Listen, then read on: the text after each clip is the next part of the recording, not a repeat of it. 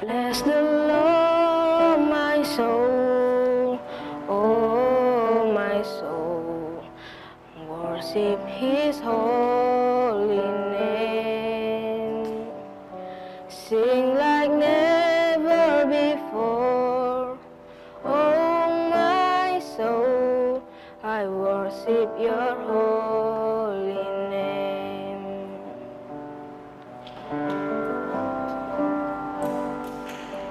The sun comes up, it's a new day drowning. It's time to sing your song again. Whatever may pass and whatever lies before me, let me be singing till the evening comes.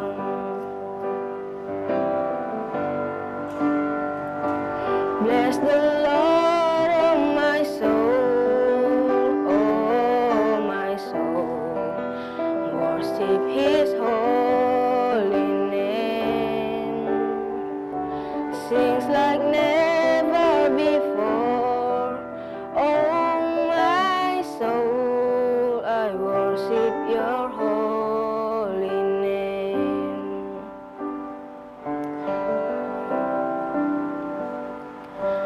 You're rich in love and you're slow to anger. Your name is great and your heart is kind. For your goodness I will keep on singing. 10,000 reasons for my heart to find.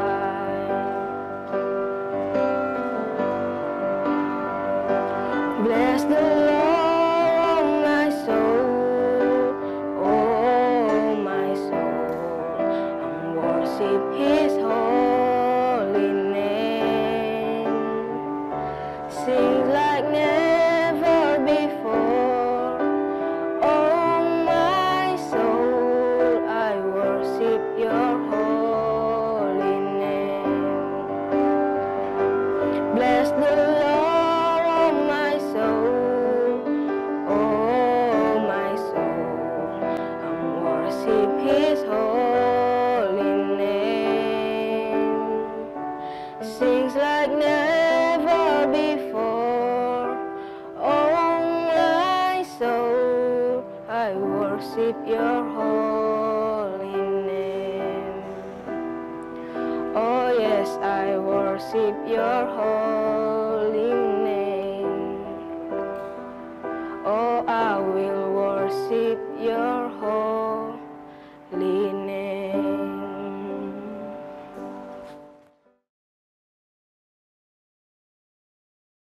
Bapak, Ibu, saudara-saudari, ibadah kita pada malam ini adalah ibadah keluarga di lingkup Mupel Sumsel dalam rangka pertukaran pelayan firman pendeta-pendeta GPIB di lingkup Mupel Sumsel yang dilaksanakan mulai minggu ini sampai dengan akhir Mei 2020. Bapak, Ibu, saudara-saudari, sebelum kita memulai ibadah ini, mari kita bersatu dulu sejenak guna mempersiapkan hati dan pikiran kita untuk masuk dalam peribadahan.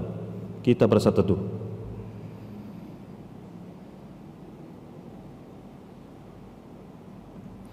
Saat teduh selesai. Bapak, Ibu, saudara-saudari yang terkasih di dalam Tuhan Yesus Kristus, Shalom, selamat malam. Selamat kita berbakti dalam ibadah keluarga hari Rabu 29 April 2020. Kiranya ibadah kita berkenan di hadapan Tuhan dan kita diberkati olehnya. Pemberita firman pada ibadah ini adalah Pendeta Inyoman Jepun. Umat Tuhan, hari telah berganti hari, seminggu waktu yang sudah kita lalui. Banyak peristiwa dan banyak hal yang sudah kita lakukan. Sadar ataupun tidak sadar, semua itu bisa terjadi karena penyertaan Tuhan kita, Yesus Kristus. Allah yang selalu ada saat kita melupakannya, dan Allah yang selalu setia saat kita tidak setia kepadanya. juga Allah yang selalu mendampingi kita dalam menjalani hidup yang penuh tantangan dan pergumulan hidup di tengah-tengah wabah COVID-19 ini. Oleh karena itu, mari kita datang untuk mendengar firman-Nya, memuji nama-Nya, dan mengucap syukur atas segala berkat-Nya. Jemaat kami jemput bangkit berdiri. Kita akan bernyanyi dari Kidung Jemaat nomor 64, bait 1 dan 2, Bila Kulihat Bintang Gemerlapan.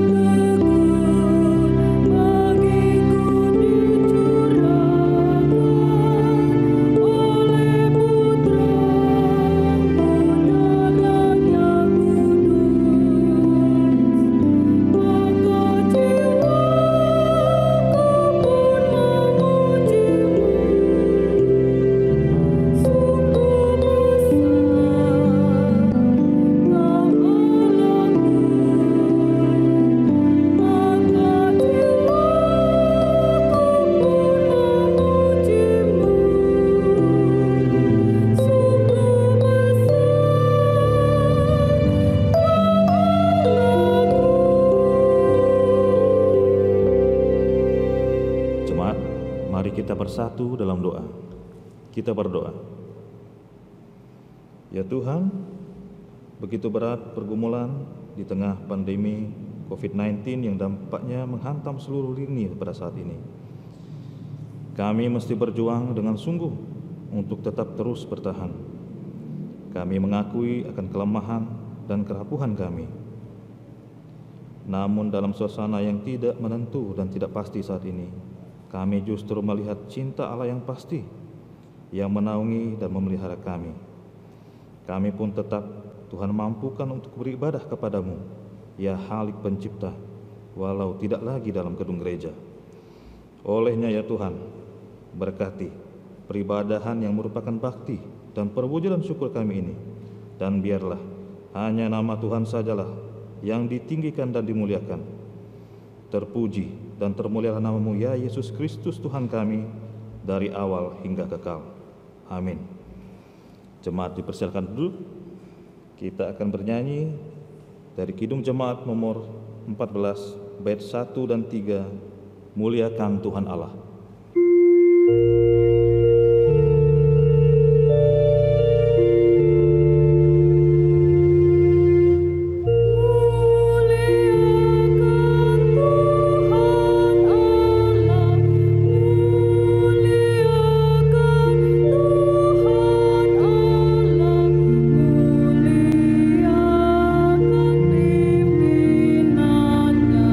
Dalam kasih sayang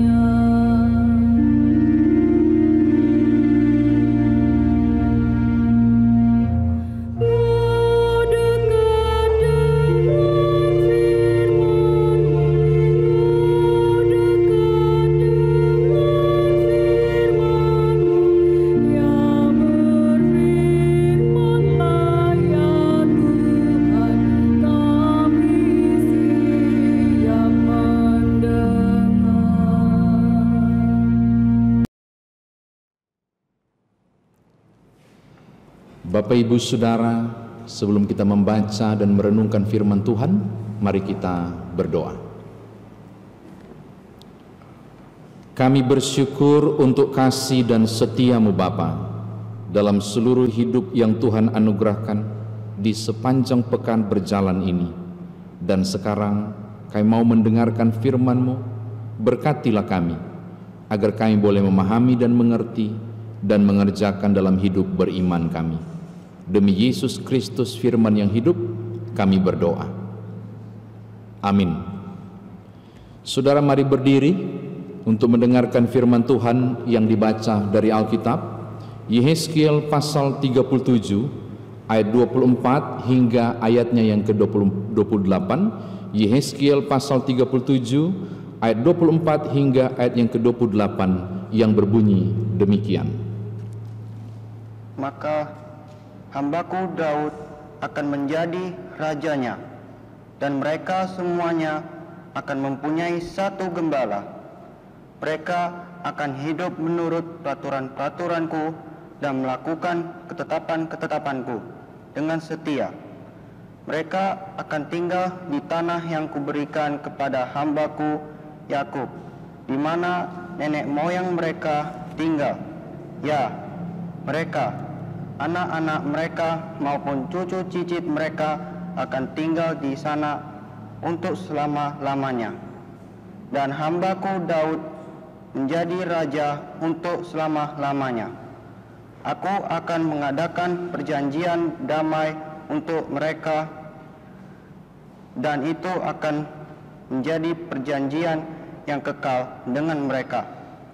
Aku akan memberkati mereka dan membuat mereka banyak dan memberikan tempat kudusku di tengah-tengah mereka untuk selama-lamanya.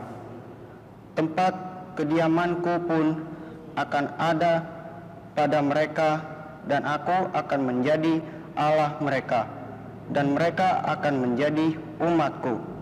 Maka bangsa-bangsa akan mengetahui bahwa aku, Tuhan, mengutuskan Israel pada waktu tepat, kudusku berada di tengah-tengah mereka untuk selama-lamanya.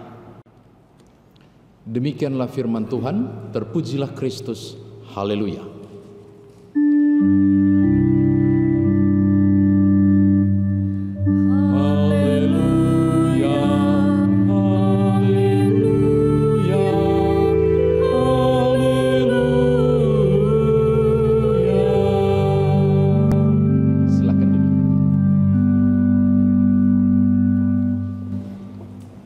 Saudara jemaat kekasih di dalam Tuhan, Shalom.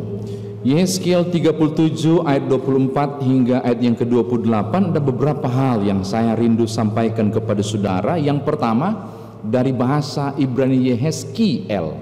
Jadi L itu Tuhan, Yehezkiel. Yehezki itu berarti menguatkan, L itu Tuhan, sehingga Yehezkiel berarti Allah menguatkan atau Tuhan menguatkan. Yang menarik dari tokoh ini, dia bukan nabi. Awalnya dia adalah seorang imam karena bapaknya imam. Itu saudara bisa merujuk pada pasal 1 ayat yang ketiga, papanya namanya Imam Busi.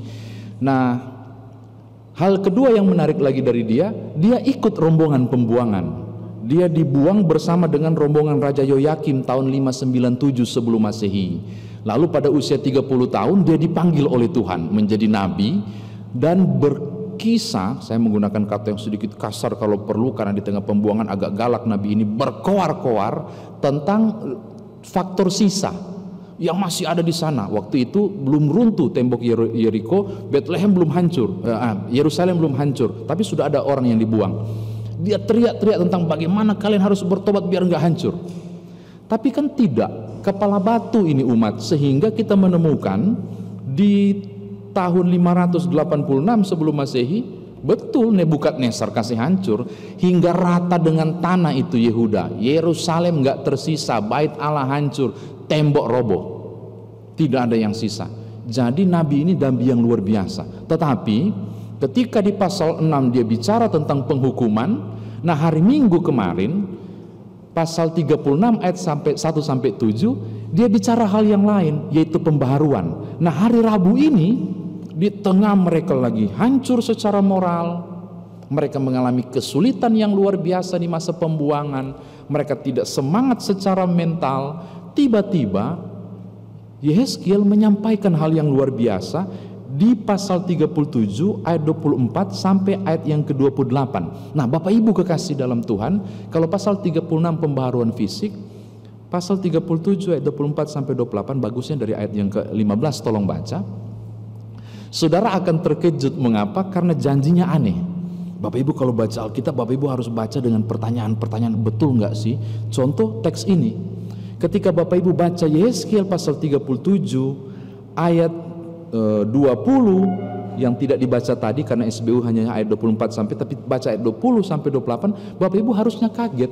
Kenapa? Karena dibilang begini, bangsa ini akan bersatu, utara dan selatan akan bersatu, lalu akan diperintahkan oleh satu raja, yaitu Raja Daud. Perhatikan ya, saya ulangi, janjinya begini, akan dipulihkan, utara dan selatan akan bersatu, lalu satu rajanya, yaitu Raja Daud. Saya bilang nggak mungkin. Ini janji yang aneh. Mengapa? Tidak ada lagi utara. Tahun 700-an utara udah hancur. Utara itu 11 suku. Tertinggal selatan, yaitu Yehuda yang dibuang ke Babel. Jadi 11 suku sudah lenyap, nggak tersisa sama sekali Bapak Ibu. Tinggal satu suku Yehuda. Lalu tiba-tiba dia bilang, aku akan gabungkan bangsa ini menjadi bangsa yang satu, utara dan selatan. Di mana utaranya? Utaranya udah nggak ada kok. Jadi ini janji yang aneh. Yang kedua dia bilang begini, nanti kemudian utara selatan ini bersatu, lalu kemudian akan menjadi satu bangsa yang diperintah oleh satu raja, namanya Raja Daud. Raja Daud di mana? Udah lama mati. Raja Daud kan sudah mati. Ini kan Israel sudah terpecah belah, udah dibuang udah berapa ratus tahun. Daud sudah nggak ada. Jadi ini kok ngarang-ngarang ini Yehezkiel? Kan kesannya begitu kan, kalau Bapak Ibu teliti Alkitab, kok nggak benar ini Yehezkiel? Dia ngomong apa? Ternyata saudara, Yehezkiel tidak bicara soal kekinian di pembuangan, tapi dia mau bicara tentang hal yang eskatologis di sana, yaitu suasana yang terjadi pada masa yang akan datang. Eskatologis, yaitu suasana yang baru. Kalau Bapak Ibu baca pasal 37 ayat 24 sampai 28, itu betul-betul sama dengan Wahyu pasal 20 ayat 28, Wahyu pasal 21 ayat 3 mengenai langit baru dan bumi baru. Jadi konsep pemikiran aku akan membaharui, kerajaan jadi satu, Daud akan memerintah, itu bukan Daud. Kerajaan yang baru bukan utara selatan dalam pengertiannya, tetapi tentang konsep ke depan yang akan terjadi. Apa itu? Turunan Daud, yaitu Yesus Kristus, akan datang memerintah dan menyatukan dunia. Dia menjadi Raja Al-Masih, Mesias yang memerintah. Jadi yang dibicarakan oleh Yehezkiel bukan Daud yang mati itu, tapi satu tunas yang keluar dari tunggul Isai, yaitu Yesus Kristus ke depannya. Ini hal yang pertama. Hal yang kedua, saudara, mari kita lihat proses pembaharuannya kayak apa. Kalau Bapak Ibu lihat ayat 27, 26 dan 27, wow, ini luar biasa. 26, 27, dia mau bicara soal pembaharuan spiritual, yaitu terjalinnya hubungan yang pulih antara Allah dan dua kerajaan itu. Jadi yang dibaharui itu bukan kondisi fisiknya, tapi kehidupan spiritual, perdamaian terjadi antara Allah dan manusia. Sampai kalimat bilang begini, aku akan menjadi Allah mereka dan mereka akan menjadi umatku. Apa itu? Relasi antara umat dan Allah pulih. Jadi mau bicara soal apa? Keselamatan. Ketika Raja Mesianis yang belum datang-datang itu di Yehezkiel datang memulihkan hubungan itu. Terakhir, catatan ketiga, lihat ayat 28. Apa tujuan dari target pemulihan besar yang Yehezkiel sampaikan, yang Tuhan sampaikan melalui Yehezkiel? Di ayat 28 tolong Bapak Ibu saya akan bacakan. Maka bangsa-bangsa akan mengetahui bahwa aku Tuhan menguduskan Israel pada waktu tempat kudusku berada di tengah-tengah mereka untuk selama-lamanya. Apa tujuannya? Supaya Allah ditinggikan dan diagungkan. Mengapa Tuhan membuat target pemulihan? Bukan untuk Israel. Tujuan akhir supaya Allah ditinggikan dan dimuliakan. Pemulihan demi pemulihan Tuhan rancangkan memang untuk Israel kelihatannya, tapi tujuan akhir sebenarnya untuk kemuliaan Allah. Saya kira demikian firman Tuhan ditafsirkan bagi kita. Nah, Bapak Ibu, warga GPIB Sumatera Selatan, Mupel Sumatera Selatan, bagaimana firman Tuhan ini kita aplikasikan dalam kehidupan beriman kita? Hanya ada 2 catatan, Bapak Ibu kekasih di dalam Tuhan. Yang pertama, betapa sayangnya, saya bilang begitu, maaf menggunakan istilah ini, betapa sayangnya para pendengar nubuatan Yehezkiel ini tidak pernah sedikit pun merasakan tentang bagaimana tiba-tiba utara yang saudaranya tidak ada, tertinggal selatan, disatukan menjadi keran besar. Mengapa? Mereka nggak akan pernah rasakan, karena utara sudah nggak ada. Jadi saya mau bilang, betapa disayangkan mereka tidak pernah menyaksikan satu raja besar memerintah. Tapi benar toh, 70 tahun kemudian kan mereka pulang. Cuma kan tidak disatukan utara selatan. Jadi saya bilang betapa kurang beruntungnya mereka. Lalu siapa yang beruntung? Yang beruntung adalah saya dan Bapak Ibu di rumah. Mengapa? Kitalah yang menyaksikan 2 kerajaan atau sekian banyak kerajaan menjadi satu dengan Daud rajanya, yaitu Tunggul Isai, Yesus Kristus. Kitalah yang merasakan tentang kedatangan Yesus Kristus, memang 2000 tahun lalu, tapi kita yang rasakan sekarang Tuhan itu ada. Kitalah yang merasakan si Tunggul Isai yang memerintah. Kitalah yang tahu raja di atas segala raja adalah Yesus Kristus. Kitalah yang tahu dia yang memerintah. Israel yang terima ini nggak tahu. Kitalah yang beruntung. Maka saya mau katakan hal yang pertama untuk kita bawa pulang. Kalau Bapak Ibu dan saya lebih beruntung dari Israel, dari Yehuda yang dibuang di Babel, maka seyogyanya kita yang tahu janji keselamatan itu dorang nggak kecap, mereka kan nggak lihat. Tapi kita yang telah nikmati melalui penebusan Yesus Kristus, seharusnya kita mensyukuri ini, bahwa produk yang dijanjikan dari tahun 587 sebelum Masehi, Bapak Ibu dan saya yang kecap. Bapak Ibu dan saya. Maka engkau dan saya di rumah adalah pribadi yang luar biasa dibanding bangsa itu yang dicatat. Engkau dan saya adalah orang-orang yang dipilih untuk merasakan betapa ada satu raja yang memerintah. Raja di atas segala raja. Terakhir, yang kedua, ayat 28 tadi. Saudara, perhatikan. Apapun yang Tuhan rancangkan dalam kehidupan Israel, buntut-buntutnya memang untuk kepentingan mereka, tapi buntut akhir, ujung akhir adalah supaya mereka tahu bahwa akulah Tuhan. Seakan mau bilang begini, aku merancangkan kebaikan, aku merancangkan damai sejahtera memang untuk kamu, tapi ujungnya adalah supaya namaku ditinggikan. Maka saya mau katakan hal yang sama kepada Bapak Ibu.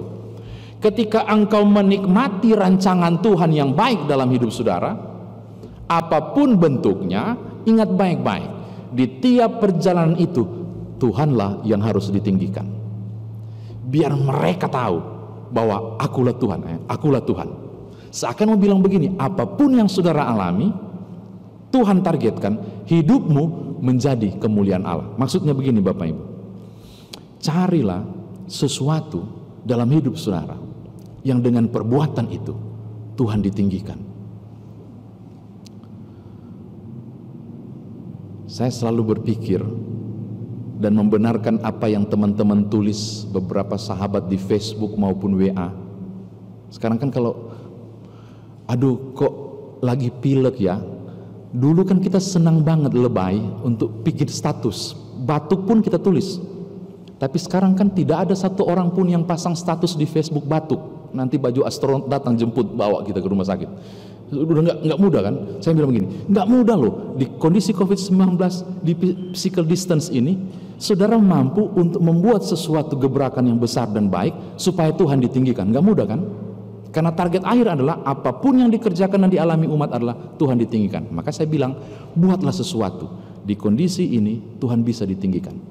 Barangkali ketika saudara menolong orang lain, barangkali dengan berbagi beberapa lembar masker, barangkali dengan menyiapkan tempat cuci tangan di depan. Wih, siapa itu? Keluarga ini. Oh, dan Tuhan ditinggikan dari situ. Perbuatan baik saudara membuat Allah ditinggikan. Maka saya mau tutup khotbah ini. Di tengah pergumulan yang tak mudah, Yehezkiel berseru kepada umat di tengah pembuangan, supaya mereka tahu bahwa akulah Tuhan. Maka saya mau tutup dan mengatakan begini, di hal yang tak mudah hidup saudara, buatlah dunia tahu bahwa Yesus Kristus adalah Raja di atas segala raja. Tuhan berkati saudara. Haleluya. Amin. Bapak Ibu Saudara, mari merespon firman Tuhan ini. Kita menyanyi dari Gita Bakti 50, bait pertama dan kedua, perubahan ajaib.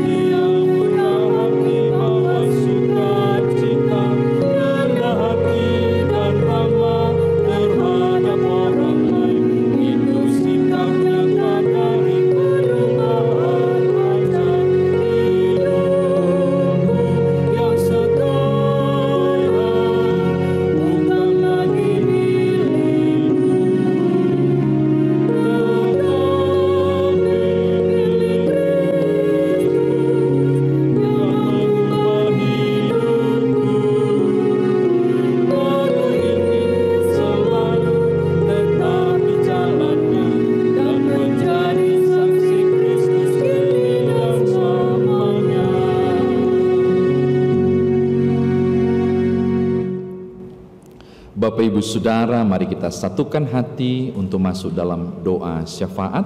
Kita satu di dalam doa, kita berdoa. Bapa, terpujilah namamu dalam Yesus Kristus Tuhan dan Juru Selamat kami. Melalui kasih Allah yang luar biasa dan kebersamaan di GPIB Jemaat Immanuel Palembang dengan tim IT-nya, membuat kami warga GPIB lingkup Mupel Sumatera Selatan boleh bersama-sama dalam ibadah keluarga di hari ini, di jarak yang berbeda-beda namun disatukan dalam kebersamaan melalui tayangan ini. Semua karena anugerah Tuhan, semua karena pertolongan-Mu, kami memuliakan nama Tuhan. Selanjutnya dengan penuh kerendahan, tolonglah kami untuk mensyukuri hal yang luar biasa, bahwa dibanding Yehezkiel dan umat yang dibuang, kami jauh lebih beruntung dari mereka karena anugerah Tuhan. Mereka belum merasakan arti kepemimpinan mesianis ketika Raja Damai dari tunggul Isai turunan Daud, yaitu Yesus Kristus, memerintah dalam hati kami. Mereka tidak pernah merasakan kuasa Yesus Kristus, Raja di atas segala raja itu, tapi kamilah yang merasakannya. Maka sekarang biarlah melalui kami tiap bangsa tahu bahwa Engkaulah Tuhan Juru Selamat kami. Biarlah melalui perkataan, perbuatan, dan tindakan kami mampu menjadi saksi tentang kemuliaan Allah. Terima kasih Bapa, terpujilah namamu. Hamba berdoa dan terus menyerahkan pemerintah negara dan bangsa kami Indonesia ini, Sumatera Selatan, Palembang, ke dalam tangan pengasihan Tuhan. Tuhan berkati semua upaya yang dibuat oleh pemerintah, khususnya di kondisi COVID-19 ini. Tuhan berkati juga para medis dan dokter, didukung TNI dan Polri, satuan-satuan tugas yang mengupayakan banyak hal di dalamnya, Relawan-relawan Tuhan berkati. Jauhkan mereka dari sakit kami mohon. Beri hikmat agar tiap solusi bijak Tuhan anugerahkan. Dan melalui kami yang tetap tinggal di rumah bersama, karena Tuhan kami mampu memutuskan penyebaran mata rantai COVID-19 ini. Bapak hamba berdoa bagi mereka yang terdampak langsung, khususnya kesehatan, mereka yang sedang menanti pemulihan, mereka bahkan yang sedang berduka siapapun. Tuhan kuatkan, hiburkan, pulihkanlah dalam nama Tuhan Yesus. Bahkan beberapa yang terdampak secara finansial dan ekonomi, usaha, bisnis, dan pekerjaan hancur karena kondisi ini.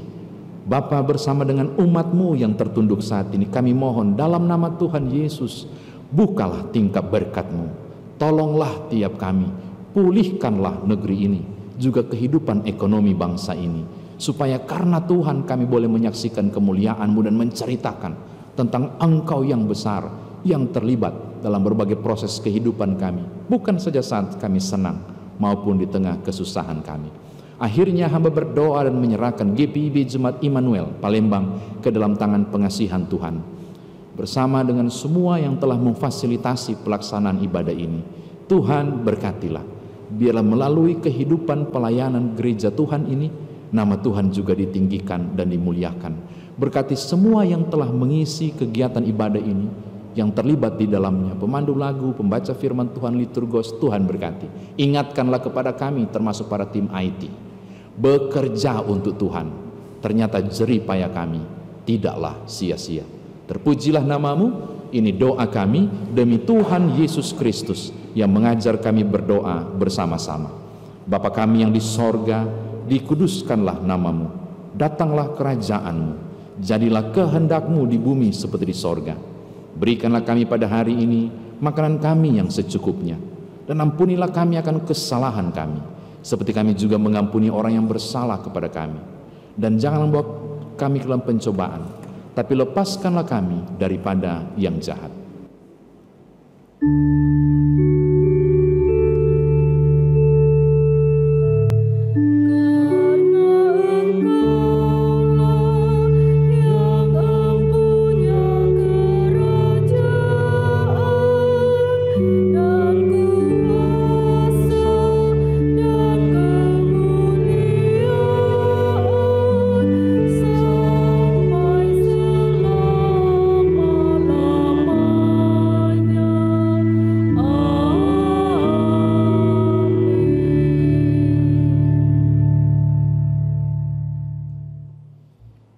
Jemaat yang diberkati Tuhan, marilah kita mengucap syukur dengan memberi persembahan kepadanya sambil mengingat nats persembahan yang terambil dari Amsal pasal 3 ayat 9 dan 10 yang berbunyi demikian. Muliakanlah Tuhan dengan hartamu dan dengan hasil pertama dari segala penghasilanmu, maka lumbung-lumbungmu akan diisi penuh sampai melimpah-limpah, dan bejana pemerahanmu akan meluap dengan air buah anggurnya. Kita bernyanyi dari Kidung Jemaat nomor 300 bait 1 dan 5, andaikan Yesus kau bukan milikku. Andaikan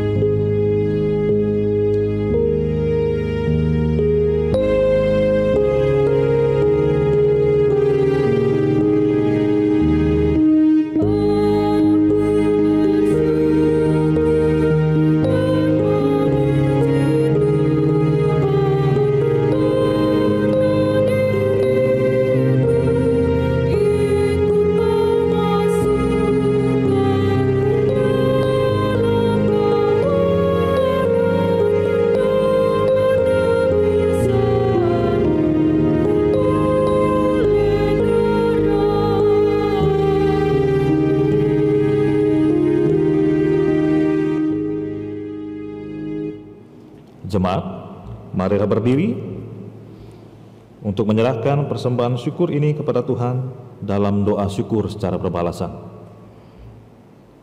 Ya Allah sumber berkat, kami bersyukur karena tanpa Engkau menebus kami dan karena kasih-Mu semata Engkau menyelamatkan kami. Kami bersyukur atas firman-Mu yang telah diberitakan dan menguatkan iman kami, bahwa kematian Yesus Kristus cukup untuk membayar segalanya, dan kutuk maut atas dosa terlewatkan dari kami. Terimalah syukur kami melalui pemberian sukarela ini ya Allah. Urapi para majelis dengan hikmat-Mu, agar mampu mengelola dan meneruskan wujud kasih kami ini bagi sesama. Amin. Jemaat dimohon tetap berdiri.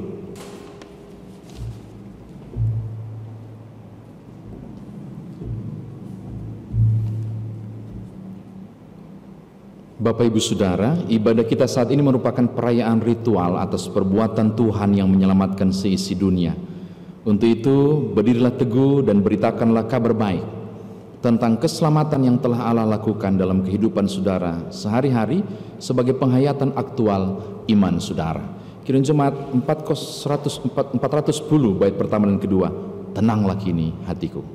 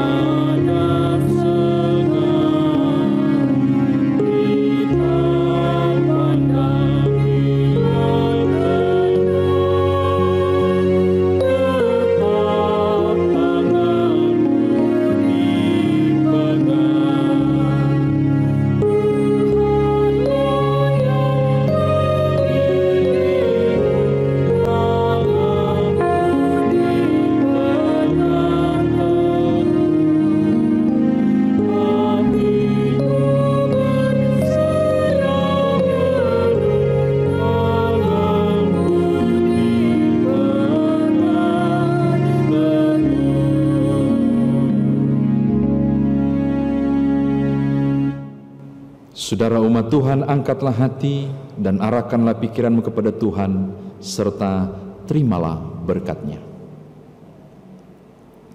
Kiranya Allah sumber pengharapan memenuhi kamu dengan segala sukacita dan damai sejahtera dalam iman kamu, supaya oleh kekuatan Roh Kudus kamu berlimpah-limpah dalam pengharapan.